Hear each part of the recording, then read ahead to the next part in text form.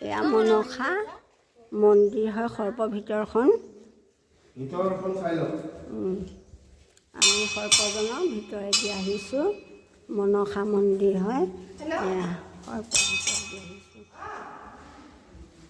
তোমালোকক ধুনীয়াকৈ দেখাই দিছোঁ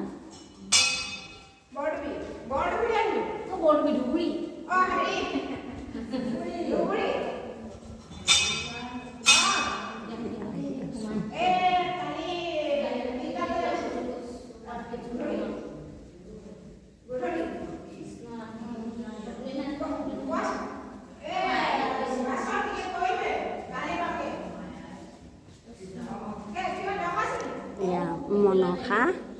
দেৱী হয় ওম শ্ৰী শ্ৰী মনসা দেৱী নাৰায়ণ সৰ্পজনৰ ভিতৰে আহি লৈ এয়া